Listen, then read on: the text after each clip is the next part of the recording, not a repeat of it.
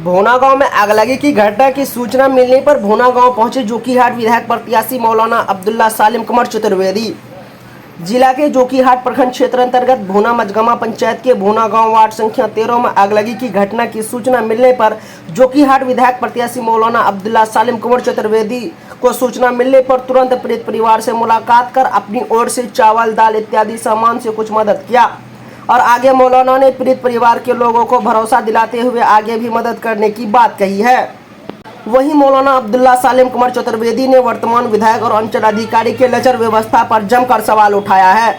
मौलाना ने कहा है कि ऐसे अंचल अधिकारी को कुर्सी पर बैठने का कोई अधिकार नहीं है। मौलाना अब्दुल्ला सालिम कुमार चतुर्वेदी ने सभी नेताओं और विभागीय अधिकारी के लचर व्यवस्था को लेकर कड़ा सवाल उठाए हैं। नाम क्या है इनका? मौलाना, सबसे पहले मैं आपका परिचय जानना चाहूँगा। देखिए, मेरा नाम अब्दुल्ला सालिम जी हाशमी, जी लोग चतुर्वेदी के नाम से जानते हैं। जी जी भोना गांव में कल आगलगी की घटना मिली और उस घटना की सूचना मिलने पर आप यहां पहुंचे, तो आपको यहां क्या क्या मिला?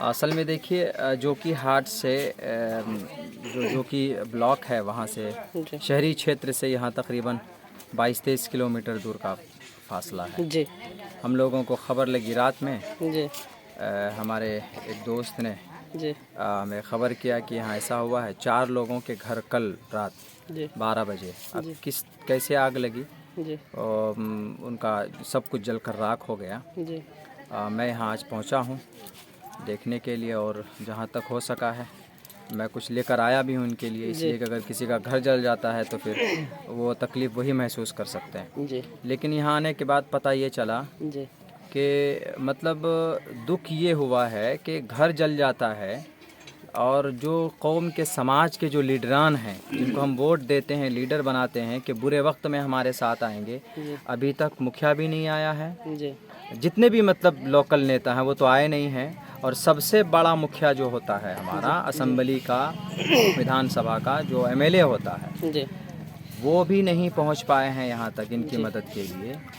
तो ये मतलब ये बड़ी दुख की बात है कि आखिर उनको किस दिन के लिए हम लोग जिताते हैं। इनका घर जला है, क्या सरकार के घर में इनके लिए कोई स्कीम नहीं है? अगर ये लोग चाहते तो इनको फ़ौरन इनको मदद दे सकते थे ना। इनको पन्नी, ना इनको तिरपाल, ना इनको मुरी, कुछ नहीं, वो सब डकार जाते हैं लोग।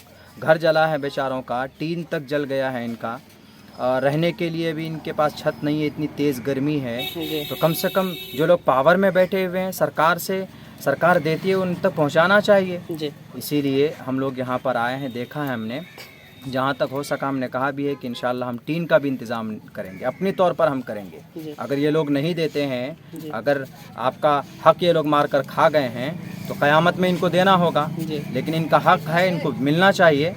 तो नहीं, जहाँ तक हो सकेगा तो हम लोग करेंगे मिलजुल करके इंशाल्लाह इनके लिए।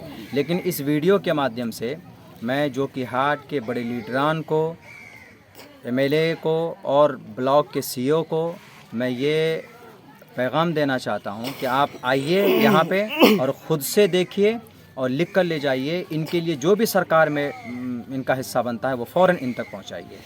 अभी आपने कहा कि सीईओ के द्वारा यहाँ पर मदद दी जाएगी, लेकिन यहाँ देखा जा रहा है खास तौर के जोकीहाट में कि जितने भी विभागीय अधिकारी है, लेकिन अभी तक घटनास्थल पर नहीं पहुँचे हैं। इन सभी मामले को लेकर अपने ओर से आप क्या कहेंगे? नहीं, सही, यही बात तो, इसी बात की तो दुख है जी। ऐसे लोगों को कुर्सी पर बैठने का कोई हक और अधिकार नहीं है जी। इसीलिए मैं कहता हूँ ना कि अगर आप काम नहीं कर सकते तो आप कुर्सी पर मत बैठिए, उतर जाइए, आप रिजाइन दे दीजिए।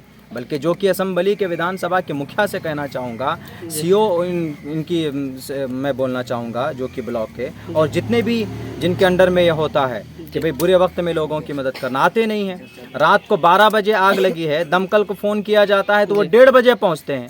1:30 बजे तक तो गांव वालों ने आग के ऊपर काबू पा लिया था। कम से कम इस जोकीहाट से दक्षिण साइड में एक बहुत बड़ा एरिया है बस्ती का, एक दमकल यहाँ महलगांव थाना में रहना चाहिए कम से कम। नहीं तो कम से कम ये भूना है, ये मसूरिया है, सब एरिया में कोई एक बना दीजिए station centre, fire station centre बना दीजिए। इसलिए कि इधर आग लगी होती रहती है, छोटे छोटे मकानात हैं और इसमें छप्पर का मकान ज़्यादा है। एक घर पे आग लगने की वजह से 3, 4, 5 25-30 मकान जल जाते हैं। ये तो गांव वालों की, आसपास मोहल्ले वालों का की हिम्मत है कि इन्होंने रात में फ़ौरन आग के ऊपर काबू पा लिया, वरना यहाँ कम से कम 10 से 15 घर चपेट में आ सकता था। जी इसीलिए मैं ये भी कहूँगा, इन लोगों से कुछ नहीं कर सकते तो कम से कम फायर ब्रिगेड का इंतज़ाम कीजिए, महलगांव के आसपास में फायर ब्रिगेड को मुतय्यन कीजिए ताकि कहीं पर कोई घर में आग लगे तो फ़ौरन पहुंचा जा सके।